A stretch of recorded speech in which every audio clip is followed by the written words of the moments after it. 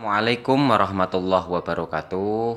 Selamat pagi, Ibu Bapak Guru yang hebat. Pada kesempatan pagi hari ini, saat ini, detik ini, mari kita sebagai seorang guru atau pendidik yang sebagaimana kita adalah sebagai pendamping, penuntun, fasilitator, pengarah untuk anak-anak didik kita agar sesuai dengan apa yang diharapkan, apa yang diminati, apa yang dimiliki kompetensi peserta didik kita. Lah untuk itu, kali ini kami akan berbagi. Biar apa? Biar pembelajaran di dalam kelas, di dalam kehidupan keluarga, di dalam kehidupan bermasyarakat sesuai dengan tujuan pembelajaran, yaitu profil pelajar Pancasila. Lah kali ini Ibu Bapak Guru, yuk kita bersama-sama sharing. Kita bersama-sama menyampaikan apa yang sudah kita lakukan sesuai dengan kurikulum. Kita berbagi. Hal ini akan memudahkan kita sebagai referensi, sebagai acuan, pembelajaran yang baik mana, ayo kita laksanakan bersama, dan pembelajaran yang kurang maksimal kita benahi bersama. Untuk itu, kali ini kami akan membahas tentang prinsip-prinsip pembelajaran kurikulum merdeka sesuai dengan anjuran pemerintah. Perlu kita ketahui, saat ini kurikulum merdeka sudah bergulir ke dalam dunia pendidikan.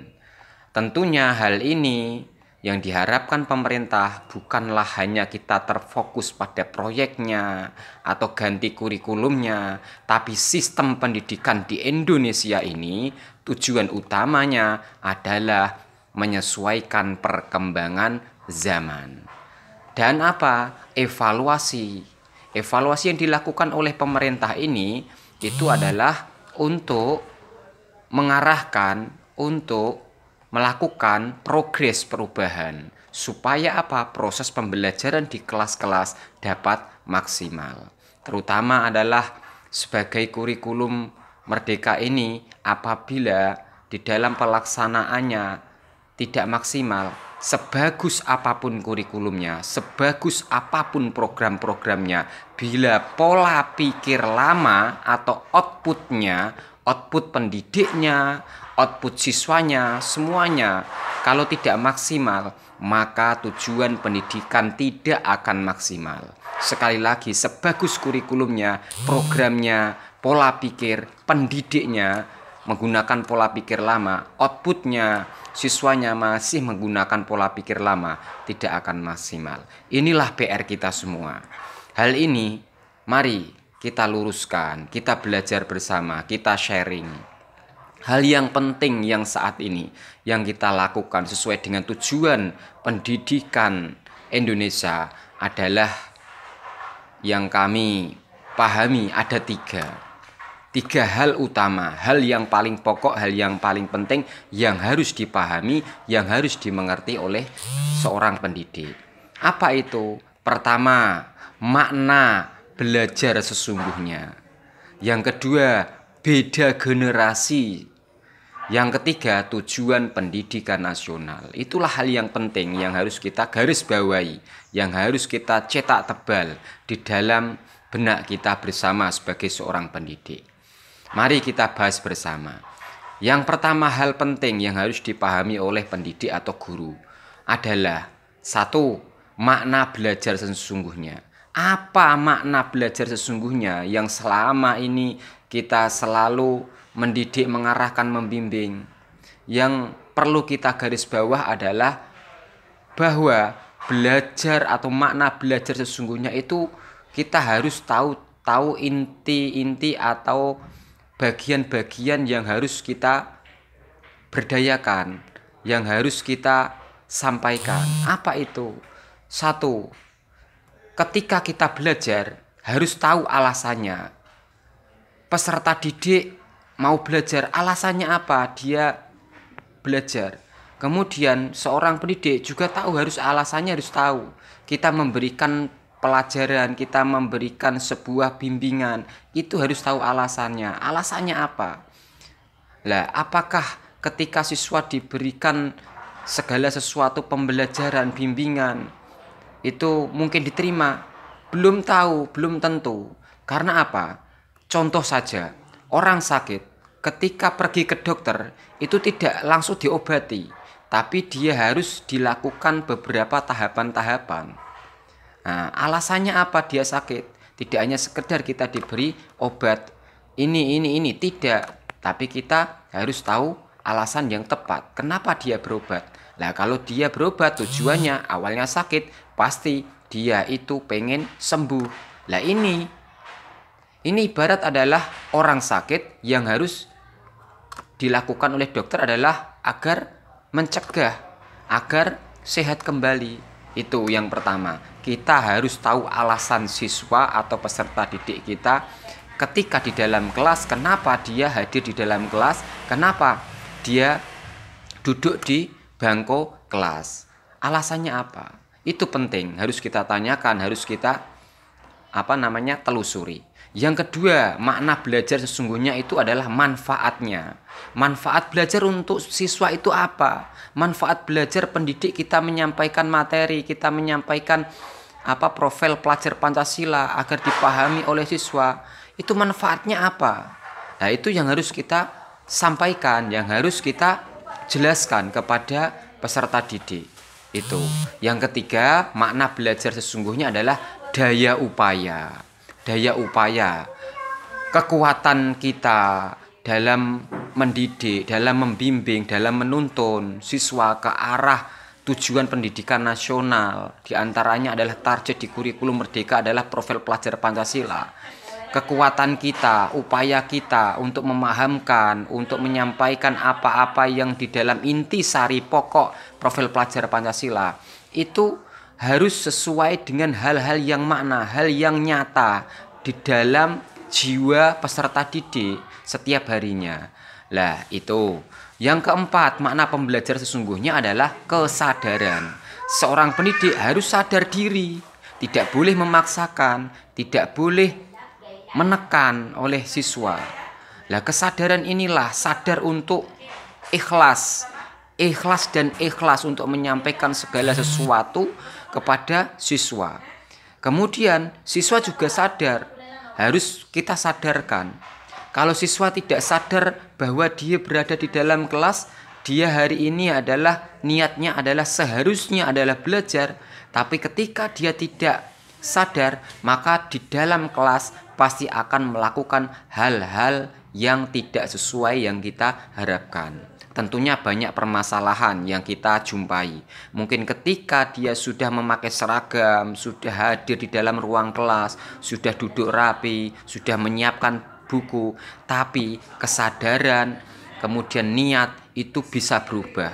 Kadang siswa berbicara sendiri ketika diberi pengarahan bimbingan, kemudian diajak diskusi, ditanya, kemudian itu mungkin siswa kurang fokus. Nah, itu yang menjadikan kesadaran siswa itu mungkin yang harus kita tahu. Itu makna belajar sesungguhnya. Permasalahan banyak di dalam kehidupan siswa. Untuk itu kita harus memahami betul makna belajar sesungguhnya. Kemudian hal yang paling penting yang harus kita pahami sebagai seorang pendidik, yang kedua adalah saat ini itu beda generasi. Sekarang dengan dahulu yang kita alami itu beda. Kalau dulu terkenal kita adalah belajar, ada belajar harus menghafal, ada belajar harus melakukan perintah guru. Tapi sekarang beda. Hal ini yang kita garis bawahi adalah zaman sekarang adalah kita harus bisa memahami beda permasalahan, beda generasi.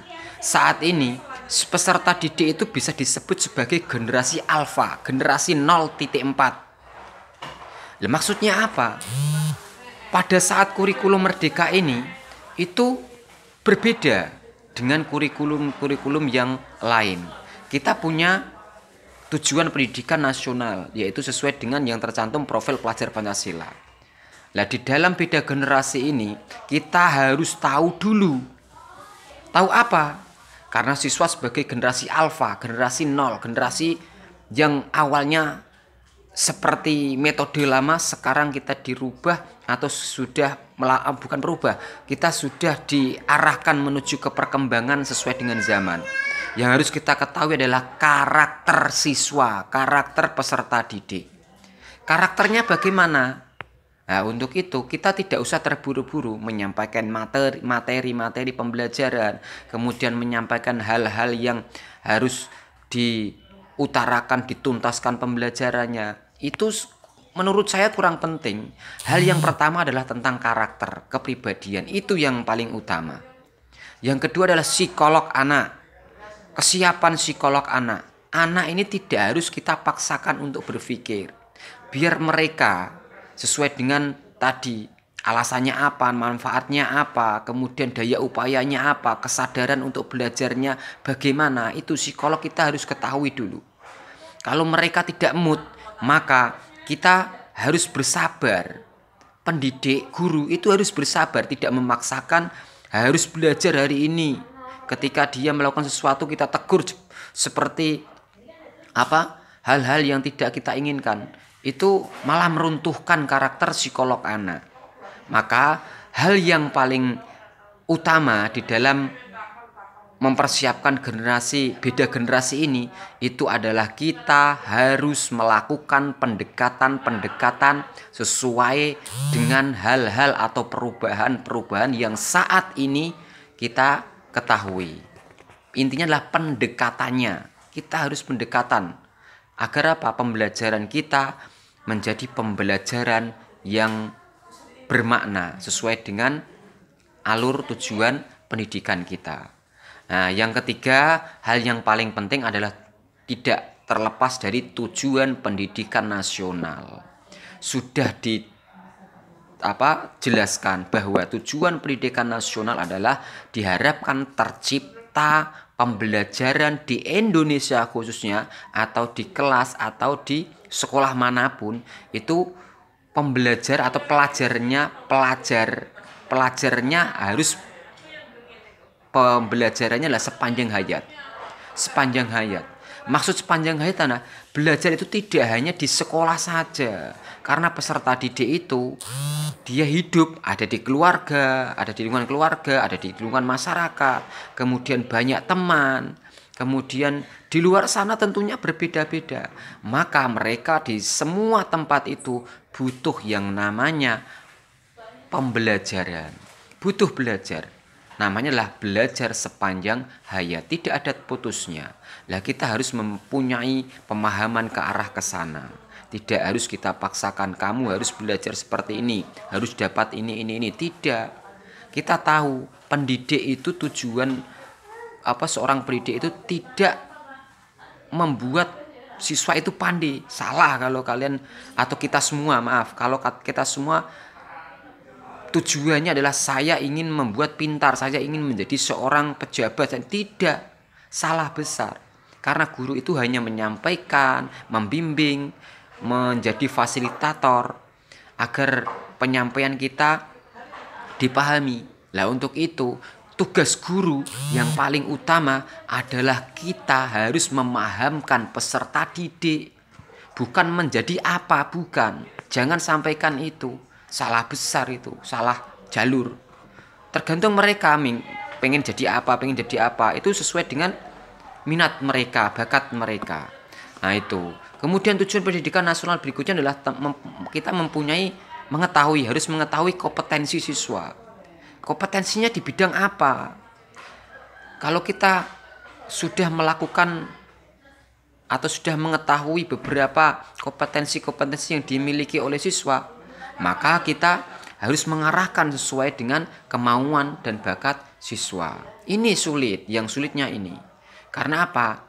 Kita harus lebih memahami karakter siswa, kemudian perilaku, nilai-nilai yang sesuai dengan yang tercantum dalam pendidikan Pancasila.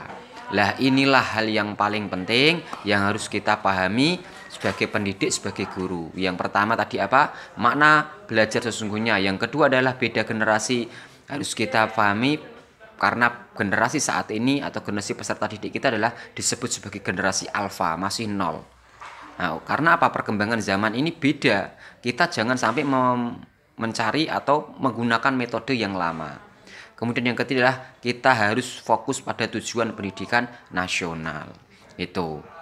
Kemudian prinsip pembelajaran seorang guru atau seorang pendidik itu harus memahami 3 hal juga. 3 hal untuk menyampaikan kepada peserta didik. Apa itu 3 hal yang harus kita sampaikan kepada peserta didik? Yang pertama adalah pendidik atau guru harus melakukan perencanaan. Yang kedua adalah pelaksanaan pembelajaran. Yang ketiga adalah evaluasi pembelajaran. Prinsip pertama, perencanaan pembelajaran. Yang harus dilakukan perencanaan oleh pendidik dan guru adalah perkembangan peserta didik. Jadi kita harus tahu perkembangan peserta didik. Maksudnya perkembangan bagaimana? Kita dilihat dari tingkatan-tingkatan atau fase-fase di dalam kurikulum Merdeka itu sudah dibagi fase-fase. Nah, dalam perencanaan apa yang kita lakukan? Hal yang paling penting adalah satu, kita pertama kali harus melakukan asesmen diagnostik. Karena apa? Kita melakukan asesmen awal, kita melakukan checking pertama. Ketika kita mengendari motor, kita harus checking dulu. Apakah bensinnya masih tenaga energinya masih, apakah mesinnya bagus, apakah gasnya bagus, alat semuanya bagus, baru kita bisa menjalankan. Kalau ada yang satu rusak, maka ketika bannya bocor kita tidak bisa berjalan. Nah itu perencanaan itu harus kita melakukan asesmen diagnostik. Kepada siapa? Kepada peserta didik. Itu. Yang kedua adalah pelaksanaan. Kita sebagai seorang pendidik, sebagai seorang guru harus melakukan pelaksanaan pembelajaran. Pelaksanaan pembelajaran yang harus kita persiapkan adalah di dalam RPP, rencana proses pembelajaran atau modul ajar yang kita sebut saat ini dalam kurikulum Merdeka adalah modul ajar. Di dalam modul ajar itu kita tidak hanya sekedar membuat sesuai dengan keinginan guru, salah juga. Kita harus menyesuaikan dengan kondisi siswa, sesuai dengan asesmen diagnostik, asesmen awal siswa yang sudah kita ketahui.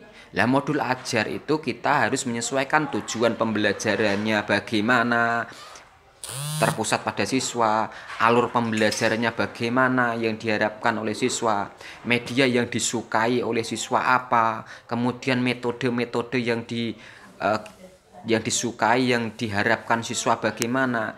Itu harus kita sesuaikan dengan metode peserta yang dimiliki oleh keinginan peserta didik. Bukan, sekali lagi, bukan kehendak guru yang merancang. Nanti malah kita tidak sesuai dengan tujuan pembelajaran kita. Itu. Yang ketiga adalah evaluasi. Di dalam pembelajaran, evaluasi terakhir adalah kita harus melakukan evaluasi. Namanya adalah evaluasi pembelajaran berdiferensiasi. Alasannya apa? Karena siswa itu tidak seragam. Tidak seragam dalam apa? Dalam satu kebutuhannya, kemudian dalam latar belakangnya, kemudian dalam materi prasyarat. Tentunya kebutuhan latar belakang materi prasyarat itu berbeda. Masing-masing peserta didik itu berbeda. Ada anak yang mempunyai rata-rata di atas, kita harus melakukan apa? Kalau anak yang mempunyai rata-rata di atas, kita melakukan pengayaan. Kalau anak-anak yang di bawah rata-rata, kita harus mempunyai jalan keluar, solusi apa? Misalkan setelah pembelajaran kita tambahlah, atau di sela-sela waktu ketika ada segala sesuatu ketidaksibukan siswa, kita dekati, kita tambah apa? Tambah pembelajaran. Dalam arti di sini adalah kita melakukan tambahan pembelajaran untuk siswa yang mempunyai rata-rata di bawah. Lah itulah Ibu Bapak yang hebat, kita atau kami atau saya di sini adalah hanya untuk sharing sharing agar nanti dalam proses pembelajaran kita di kurikulum Merdeka sesuai dengan prinsip pembelajaran kurikulum Merdeka, sesuai dengan yang diharapkan oleh pemerintah, sesuai dengan tujuan pembelajaran, sesuai dengan profil pelajar Pancasila. Begitu. Terima kasih, semoga bermanfaat. Mohon maaf atas apa yang sudah saya sampaikan, hanya sekedar sharing. Yuk, yang bagus kita lakukan, yang buruk mari kita saling tukar pendapat, tukar pengalaman agar kita nanti bisa mendapatkan sesuatu yang bermakna. Begitu. Terima kasih dari saya. Assalamualaikum warahmatullahi wabarakatuh. Salam literasi.